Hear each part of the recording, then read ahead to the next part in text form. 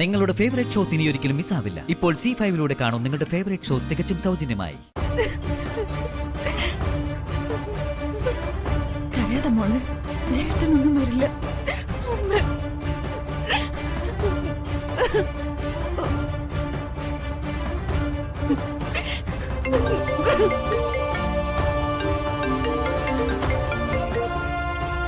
Hello,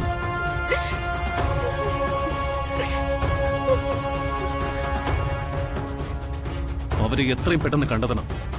അവര് പോയ ബൈക്കിന്റെ നമ്പർ നിങ്ങൾക്കറിയില്ലേ? വാട്ട്? അത് ഫേക്ക് നമ്പർ ആണെന്നോ? നോൺസെൻസ്.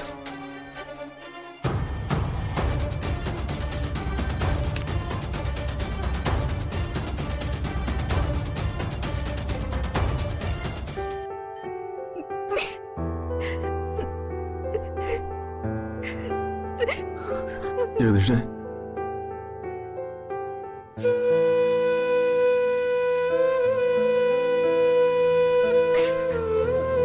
ചെറിയച്ഛ, എന്റെ അച്ഛൻ. മോള് കരയണ്ട, ഒന്നുമില്ല. വലിയേട്ടെങ്ങനോട് രാമേട്ട? ഡോക്ടർമാരൊന്നും പറഞ്ഞില്ലടാ.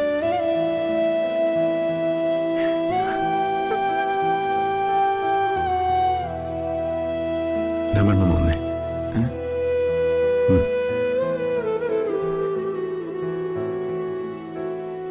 ഇതെവിടെ വെച്ചായിരുന്നു സംഭവം? നമ്മുടെ വീടിന് മുമ്പിലുള്ള റോഡില്ലേ, അവിടെ വെച്ച്, ഒരു 1/2 കിലോമീറ്റർ അപ്പുറത്ത് വെച്ച്. ഗുണ്ടകളാണ് ആക്രമിച്ചത്? അതേന്ന് പോലീസ് പറഞ്ഞു. ആരെയും അവർ ഐഡന്റിഫൈ ചെയ്തിട്ടില്ല. ആരാ ഇതിന്റെ പിന്നിലെന്ന് എനിക്കറിയാം. അത് ഉറപ്പായ പിന്നെ പോലീസൊന്നും വേണ്ട, ഞാൻ കൈകാര്യം ചെയ്തോളാം.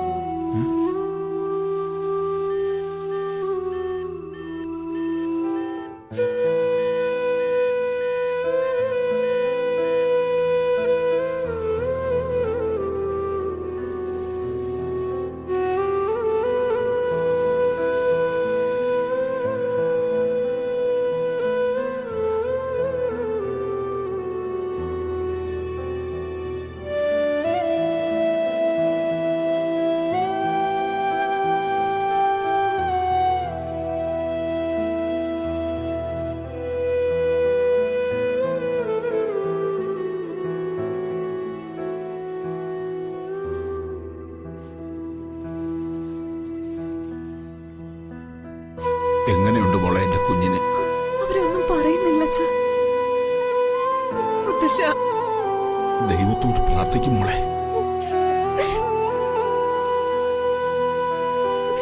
എന്താ മുത്തശ്ശ എന്റെ മുത്തശ്ശി വരാത്ത?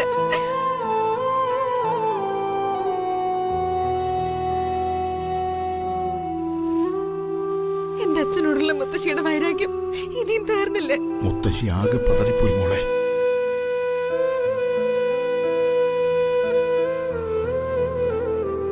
അവൾക്ക് മോനെ കാണാനുള്ള ശക്തിയില്ല. ഞാൻ വിളിച്ചതാ, വന്നില്ല.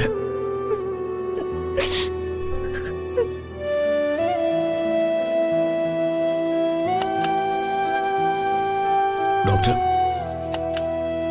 ജയറാമിന്റെ ആരാ? അച്ഛനാ. ജയറാമിന്റെ പരിക്കുകളൊക്കെ അല്പം സീരിയസാ. ആഴത്തിൽ മുറിവുണ്ട്.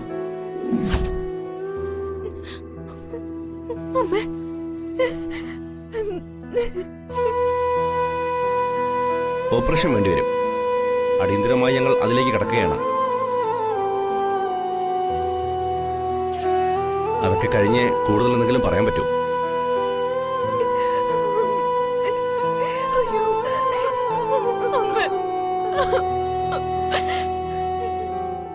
കുടുംബത്തിലെ ആദ്യത്തെ കുട്ടിയ എന്റെ മൂത്ത മകൻ. അവനെ എങ്ങനെയെങ്കിലും തിരിച്ചു തരണം ഡോക്ടർ. വേണ്ടതെല്ലാം ചെയ്യാം. സമാധാനമായിരിക്കും.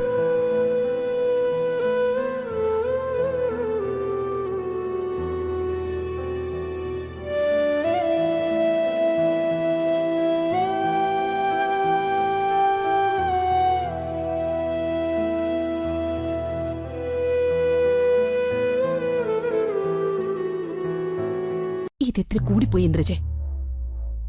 നീ ആളെ കൊന്നുകളയൊന്നൊന്നും ഞാൻ കരുതിയില്ലേ. ആ അതും കൂടി ചോദിക്കാനാ ഞാനിപ്പോ വിളിച്ചെ. അയാളുടെ അവസ്ഥ എങ്ങനെയുണ്ട്? ആ ജയറാമന്റെ ആള് കാഞ്ഞു പോവാനാ സാധ്യത. അയ്യോ ബോധമില്ല. ഇപ്പൊ എന്തോ ഓപ്പറേഷൻ വേണമെന്നോ മറ്റു പറയുന്നു. കാഞ്ഞു പോട്ടെ. ഇവനൊക്കെ ജീവിച്ചിരിക്കാൻ പാടില്ല. എന്തായാലും ഗുണ്ടകൾക്ക് കാശ് കൊടുത്തത് വെറുതെ ആയില്ല. ദേ, വെട്ടും കുത്തുവേറ്റ് ചോരയിൽ കുളിച്ചു കിടക്കുന്നത് ഞാൻ പോയി എന്റെ കണ്ണുകൊണ്ട് കണ്ടതാ. സ്പോട്ടിൽ തീർത്തേക്കാനാ ഞാൻ അവന്മാർക്ക് നിർദ്ദേശം കൊടുത്തത്. ദേ, ഇത് വലിയ പ്രശ്നമാവും ഇന്ദ്രജെ. എനിക്ക് പേടിയാവുന്നു.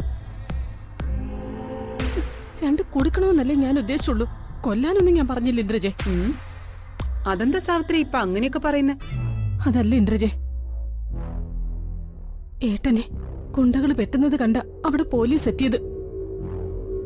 അത് ഗുണ്ടകളാണെന്നും സംഗതി കൊട്ടേഷനാണെന്നും പോലീസിന് മനസ്സിലായിട്ടുണ്ട്.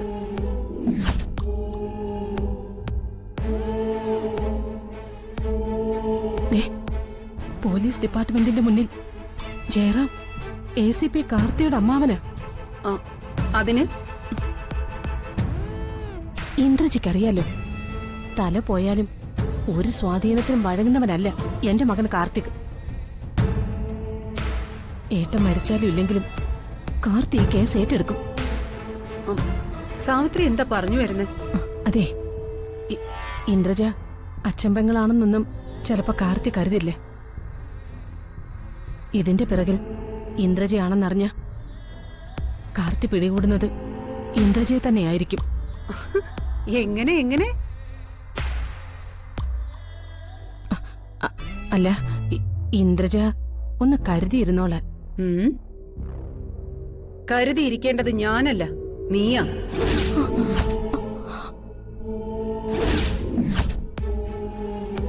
സ്വന്തം ഏട്ടനെ കൊല്ലിക്കണമെന്ന് നിരന്തരം എന്നോട് ആവശ്യപ്പെട്ടത് നീയാ. ഇന്ദ്രജ ചെയ്തവനേക്കാൾ കുറ്റം ചെയ്യിപ്പിച്ചവനാ. പ്രേരണ കുറ്റമാണ് ഏറ്റവും വലിയ കുറ്റം. ഇന്ദ്രജ, ഞാൻ കൊല്ലാനൊന്നും പറഞ്ഞിട്ടില്ല.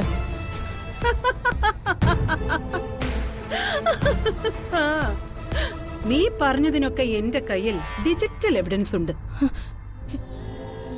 എന്ത്? ഒന്നിച്ചു നിന്നാൽ നിനക്കും എനിക്കും കൊള്ളാം. എനിക്കിട്ട് പാരരാകിയാൽ ജയിലിലേക്ക് പോകുന്നത് നമ്മൾ ഒരുമിച്ചായിരിക്കും.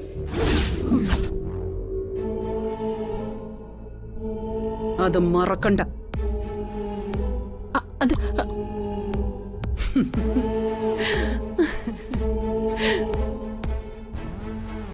ഡൗൺലോഡ് ചെയ്യൂ C5 ആപ്പ്. കാണൂ എല്ലാ എപ്പിസോഡുകളും സൗജന്യമായി.